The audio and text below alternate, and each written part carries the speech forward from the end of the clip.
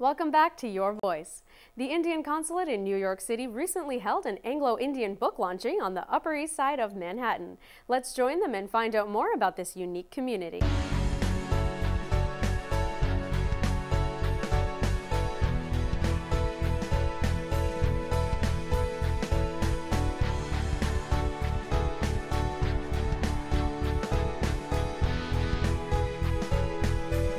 I am very honored and privileged to have beside me Mr. Blair Williams, who is a very distinguished writer and also someone who is doing extremely good charitable work.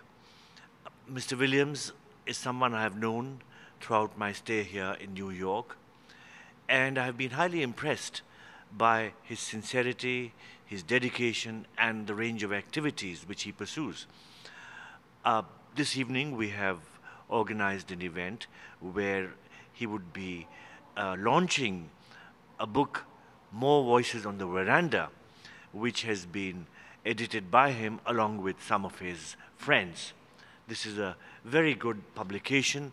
It's really an anthology of writings by prominent members of the Anglo-Indian community.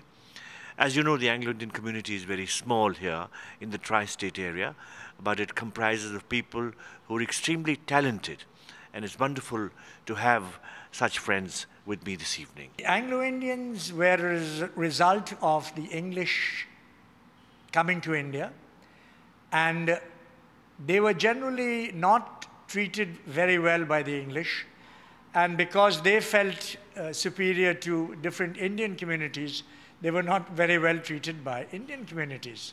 So the Anglo-Indian community was sort of a pariah on the side, looked not treated well by either the English or the Indian communities. And so the history and the sociology of the Anglo-Indians was not favorably written about either by the English or by Indian communities, and you can understand why. So when I retired in 2000, it occurred to me that if I didn't do anything about the knowledge of the world about Anglo-Indians, all people would know would be what's written about Anglo-Indians by either the British or Indian communities, neither of whom, as I've said, treated the community very favorably. So I said we need a third perspective on Anglo-Indians, a perspective based on Anglo-Indians themselves and people who knew the Anglo-Indians.